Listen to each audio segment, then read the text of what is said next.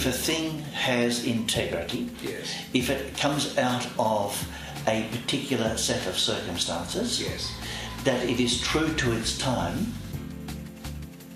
it may well last.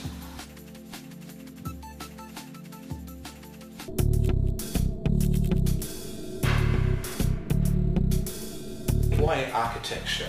My father used to bring in Architectural Forum and Architectural Record as journals from the United States. He was particularly interested in architecture. In fact, he actually invented lots of things. His great interest was in thinking and inventing, which led to all of us being raised in a way which was very different to most children.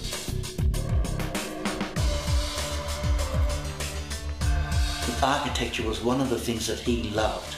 From a very early age, even when I was about 9 or 10, he used to bring home blocks from his joinery shop. Yes. He saw my interest in architecture and he did everything to make sure I became an architect. I had great difficulty getting into university. My primary school and secondary school education was quite traumatic.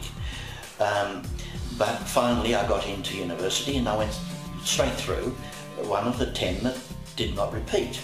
I realised my education had to start from then. And so I travelled extensively. I spent 6 months on the Greek islands.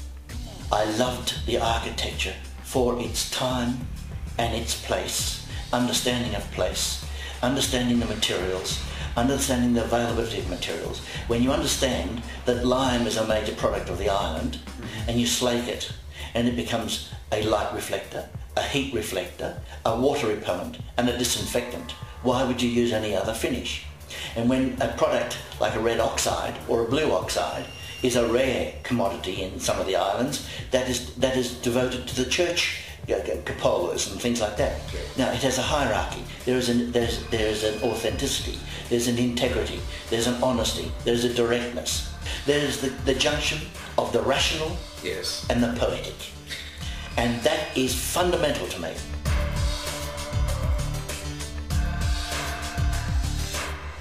I'm punished a bit by it, the tall poppy syndrome. Yeah. But at another level I like it very much. What it does, it holds us all in check. The Aboriginal people say, you Ballender think you invented the tall poppy syndrome. They said, we've had it for 40,000 years, beat that. Performance is the only thing that you can believe. Don't tell what you're going to do it.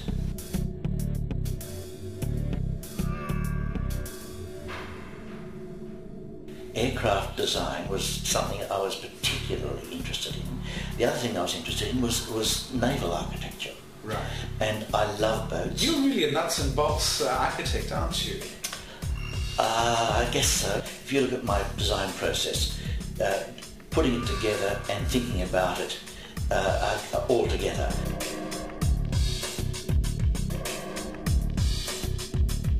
What is your definition of architecture? Oh, look, people have been trying to define what architecture is for thousands of years. First of all, it is about prospect, about refuge, about light, about connectedness, space. It's about spirit. It's about connection between inside and outside environment. It's about our thinking about what is well-being. It's not much about intellectual gamesmanship. Do you work with teams yourself? Very rarely. I've been a sole practitioner for 31 years. But even the documentation? All of it. Are you on computer or are you still? No. You're kidding, you're still doing it on drawing board? Sure. It's the way that it allows one to think Yes. through the mind and hand.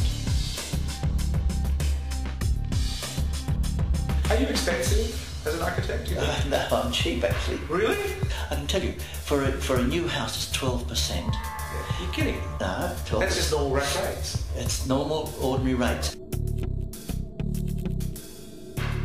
Why do we need to be really good? The joy of the pursuit of excellence, whilst it is extremely difficult and very wearing on oneself, it nevertheless presents a resolution within the spirit. The most important aspect of that search is to remove the ego. As the great architect José Cardot from Spain said to me, I tell my students, you must firstly put into your work effort, secondly love, and finally suffering. That is very Spanish, Yes. is the suffering side.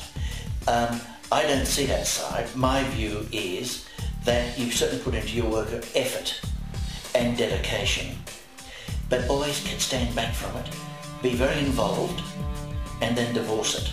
Don't let the ego get in the road. One then has got to be involved at that point and that level in what I refer to as in that state of reverie, which is between sleeping and waking. It's a sort of a dream world in designing. Yes. And then one comes to the reality, stand back from it, look at it, criticise it as if anybody else has done it, and in the true understanding that anybody else has done it, and say, is it good or is it not good? Will it be all right? Will it work? Will it not work? Is it up to the standard? Is it the best I can do at the moment? Then I'll let it go. If it's not and I know I can do better, keep at it.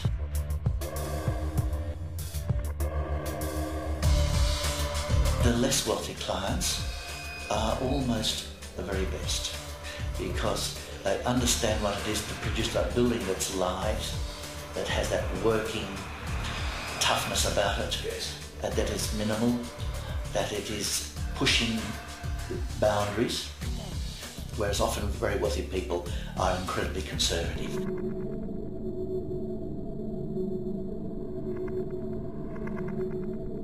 Why would I want to do a very good multi-storey building Yes. as opposed to a very good domestic group of buildings? I can put into any one of my buildings 4 or 5 experiments. You're also a scientist, in other words. I love experimenting. You see, I actually have very great questions about what is creativity. I think it's a process, it's not a result. For example, we didn't create the atomic bomb. We discovered the factors that made the bomb.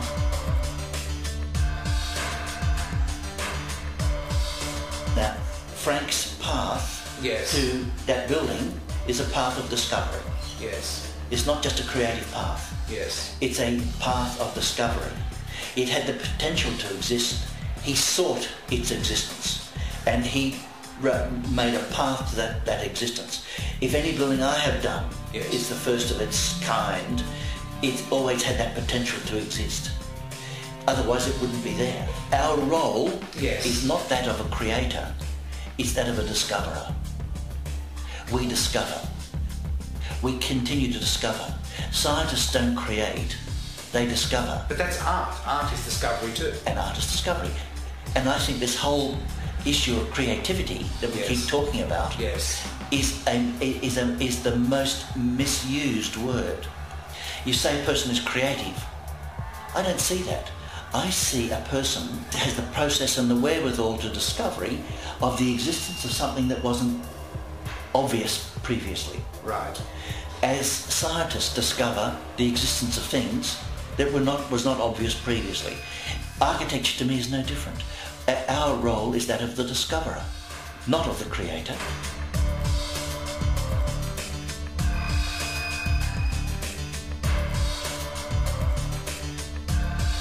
One of the great problems is, I think a lot of students Yes. are put off designing well by the fact they're told they can't draw or they can't, they're not creative. Now, you don't have to be able to draw to be able to be a good architect.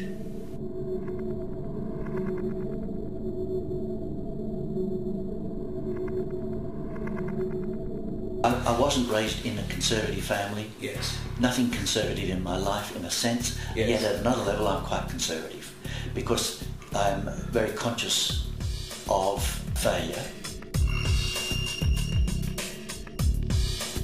When I was around another house in Mosman here, and I was so poor I couldn't afford to re-register a car, I had to get buses to site inspections, buses to see clients, but I wasn't going to compromise Yes. what my intentions were and to do something just to get work.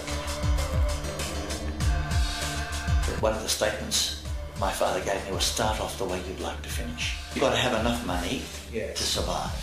I've never had much more than that, but I've had enough to survive. Now, you're asking me, am I strong? The answer is, yes, I am extremely strong. Some people have said to me openly that poetic and ruthless.